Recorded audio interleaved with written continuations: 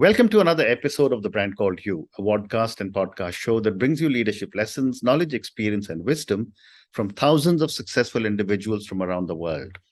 I am your host, Ashutosh Garg, and today I'm delighted to welcome a very, very senior professional from Pune, India, Mr. Nasir Shaikh. Nasir, welcome to the show. Thank you so much, Ashutosh, and it's both a pleasure and honor to be on the platform and chat with you. Thank you for having me. Thank you. Nasir is the Group Chief Executive Officer of the Lexicon Group of Institutes. He's also a conflict and life coach. So, Nasir, before we start speaking about Lexicon, tell me in brief your own journey. I will. So, Ashutosh, I come from a lower middle class family where my mother and father had one very simple goal is that both their kids, that's my younger brother Wahab and me, go to the best school in Mumbai. So I originally am from Mumbai, and the school's Campion, and she wanted us both to go there, and did everything possible from pawning her jewelry to ensuring that anything and everything that's required for us is done. Starting from a one-room kitchen, the education was the key out there. Grew up. Dad was an engineer. He was with Mascon Docks.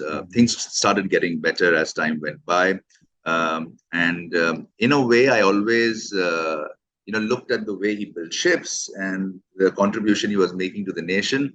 So I wanted to become an engineer. You call it bias or whatever it be, and I ended up doing aeronautical engineering, which is the aircraft maintenance engineering at the Aeronautical Training Center, India. Into it, while finishing it, I realized engineering is not what I want to do, and realized that my real calling sits in hospitality. And that's where I restarted both education and my journey in hospitality, and grew from the role of an assistant manager to a general manager in Marriott International. My last assignment being with the Westin Pune Koregaon Park, and was also the chairman for the Marriott India Business Council.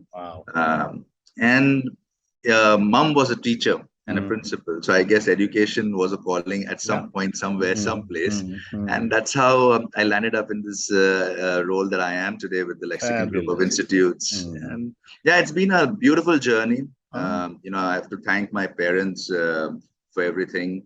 For both my younger brother and I do extremely well. If there is one regret, is that they passed away too early, not to see the results of what they had, the fruits of their success, or all their hard work.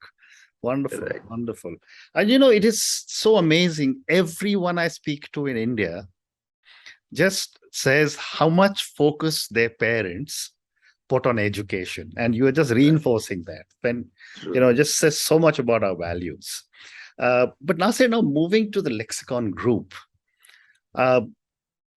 Tell me a little bit about the work that you do, and how do you run this institution differently from so many others? So in my role as Group CEO, I look after the Lexicon Group of Institutes. We've got a chain of gyms called MultiFit and a tech platform called EduCrack.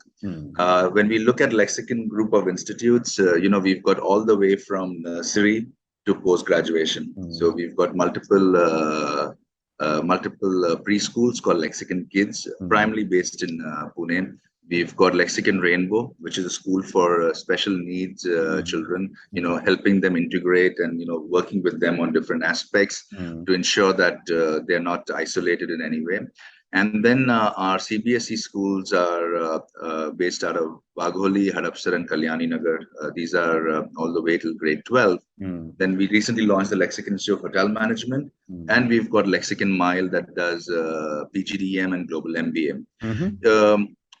My thought process and thought process of the trustees, there's synergy out there where there are a few things that the student comes first. So, in our schools, we focus a lot on multiple intelligences. So, we are not just focusing on academics. We are focusing on what the child is good at and enhancing and supporting the child in their journey.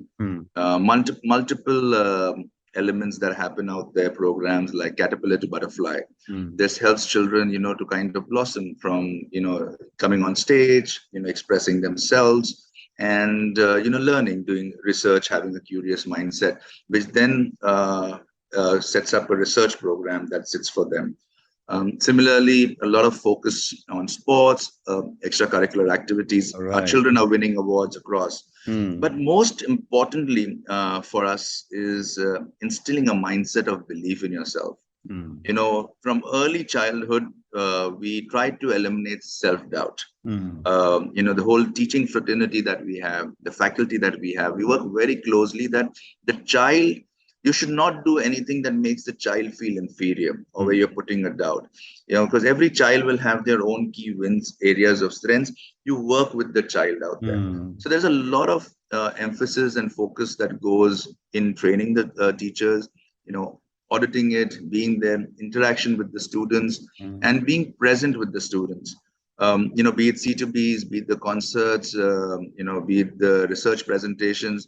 I personally also try and spend time out there, be there, congratulate the students. The other day I had a moment where I was parking my car and I had a young boy, I think he's in the 6th standard, come running across to me saying, "Sir, I go to your school." And, there was a big smile on his face. And, the sense of pride when you see a happy child studying with you is just phenomenal. And as we kind of move up the classes, it's about, creating either a channel for them to become day zero professionals. So the curriculum is very linked to what the industry has and what's required out there, or setting them in them the element of being entrepreneurs.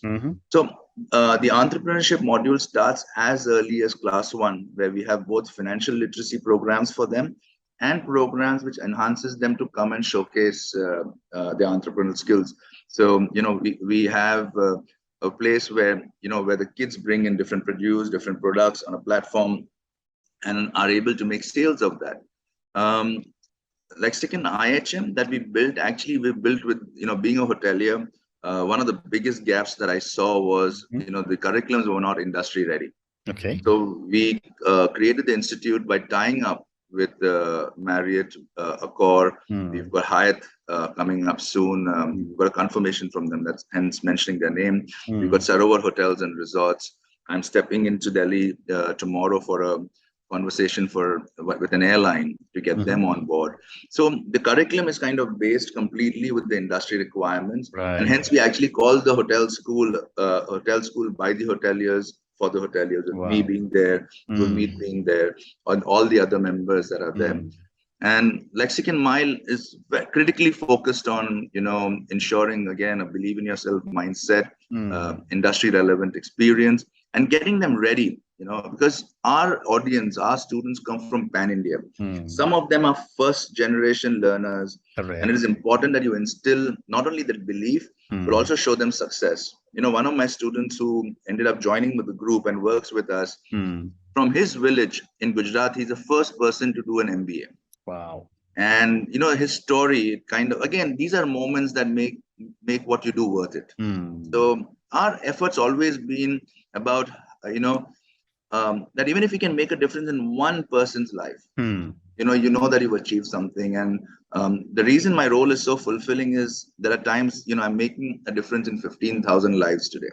And if I'm able to make a positive difference out there, I know I'm sleeping better. Absolutely. So that's what it is. And yet, we've all often been told that the Indian education system is a pressure cooker system. And I wanted to ask you, you and I are both from middle-class families. India is producing a lot of bright kids, and you can see them performing all over our country, all over the world. Why is this happening? Is it only because of numbers, or is it something right that we are doing in our education?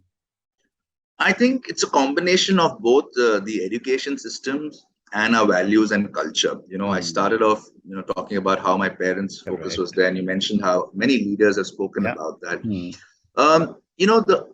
As children, one of the things that most parents will have a conversation is about how they want to give their children what they didn't have. So be it better education, better clothes, a better lifestyle, and that sets in a child an aspirational value to do better. So while our education system has been evolving and it's becoming better over time. And with the new education policy coming in, it's definitely going to become even better.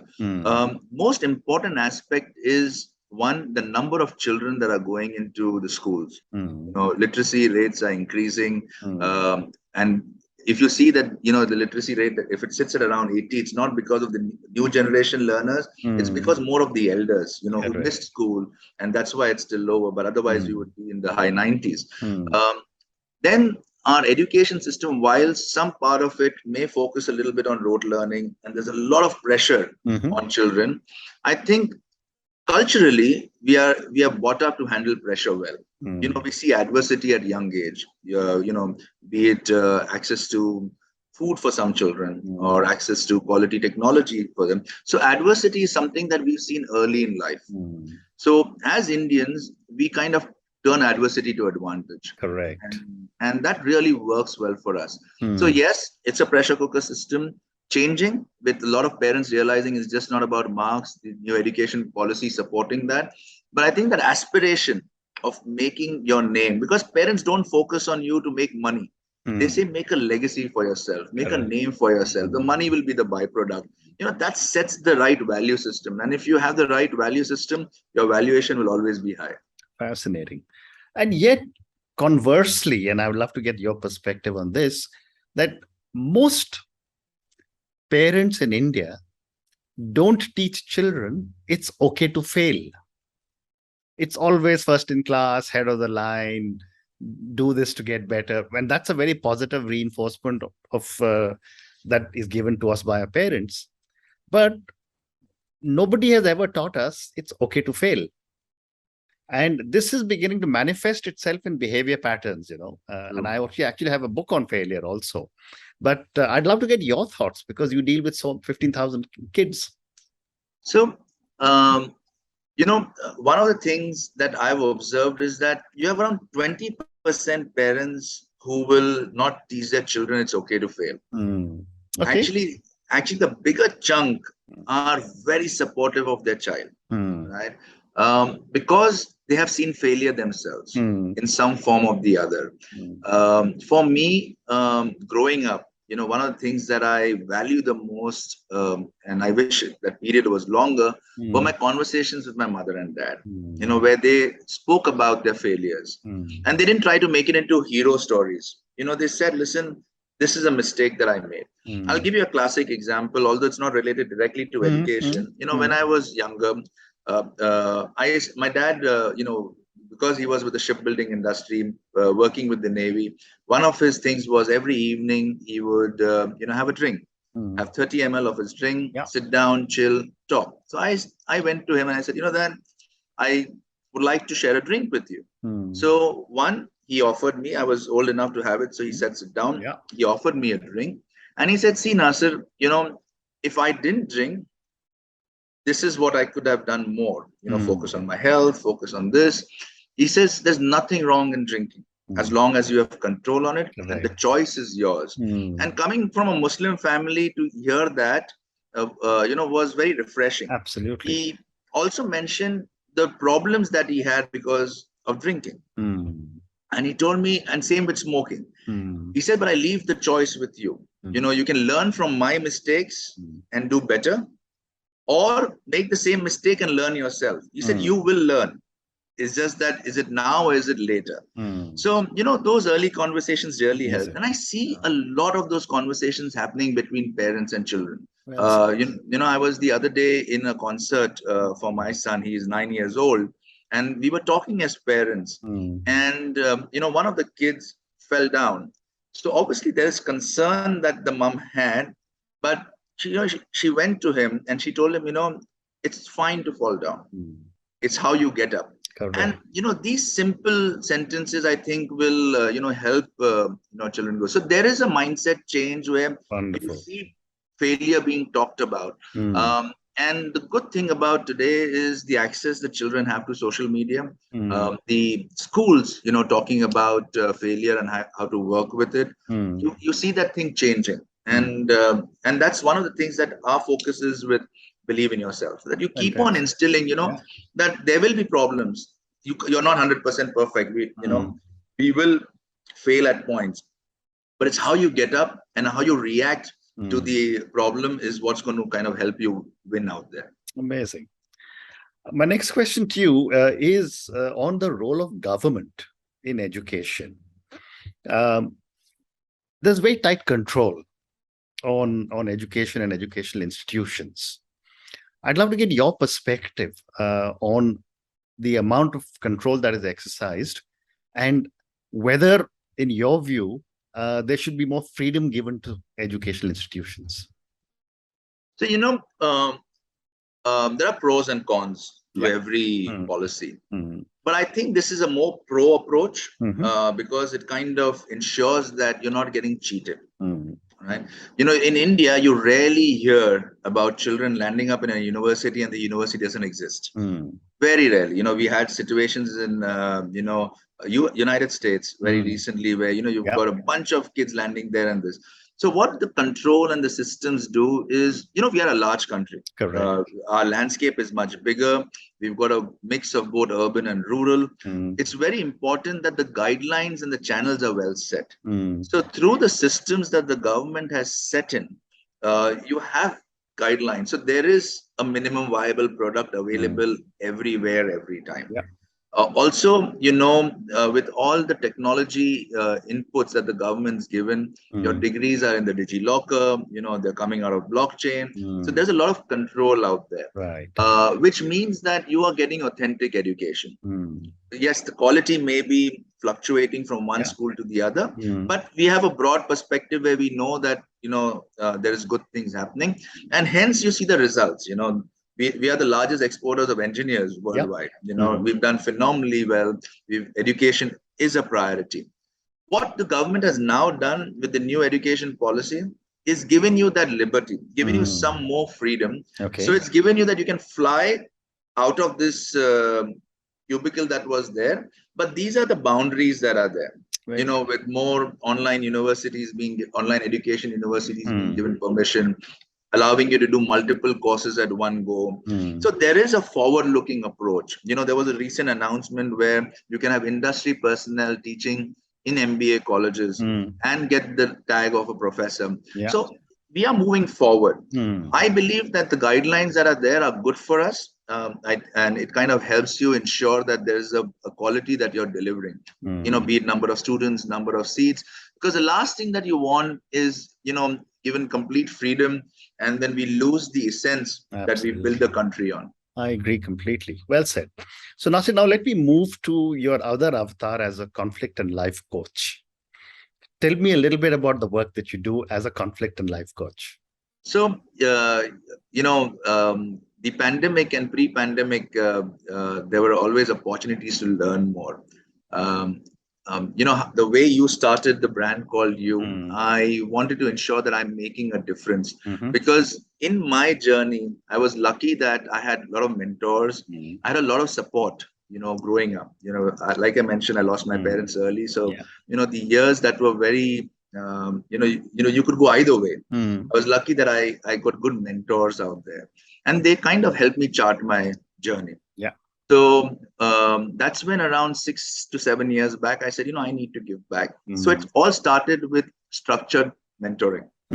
And I enjoyed mentoring a lot. And I was very happy that, from the unstructured mentoring I used to do, then structured mentoring, I saw a lot of kids who worked with me as stewards, waiters, growing up to senior leadership roles.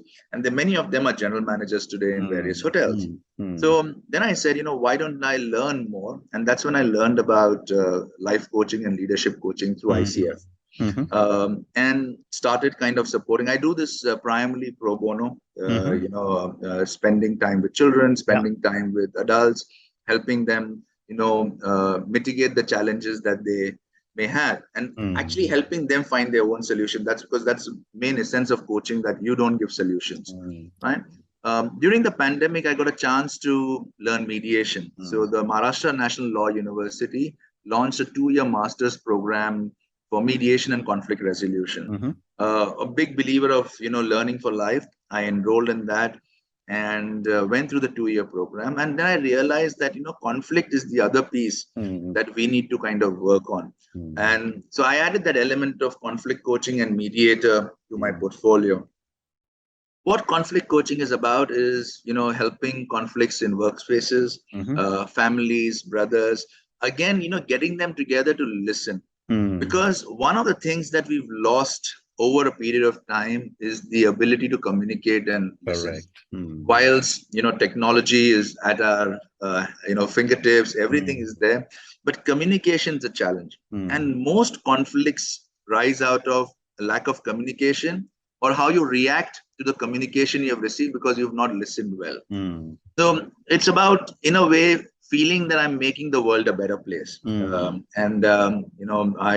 I have a separate social media channel and in both on Facebook, Insta, and YouTube, where I contribute as much as I can as a coach through posts, videos, and as I become older, maybe that's something that I will chill out more with.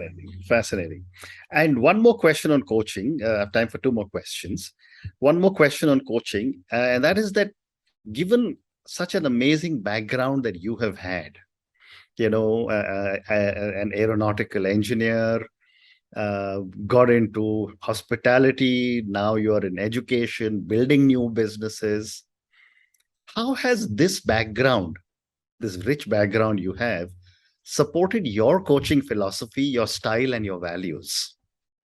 Percy, thank you so much for the kind words. I feel nice about it. But it's a journey that is still going.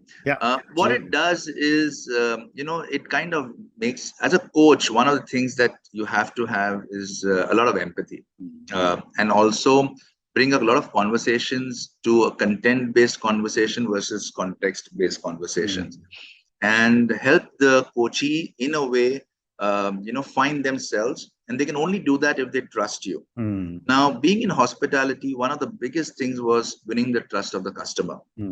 And similarly, in education, it's about, having the parents trust you, because you're dealing with children's lives. Correct. So that, helps you build that rapport with the coaching. The other aspect, coming from where I come from, it's critical that, if I believe I cannot contribute, I'd rather be honest with the individual and say, listen, I'm not equipped to do this. Let me support you by getting a friend of mine, a colleague of mine who can be better at that.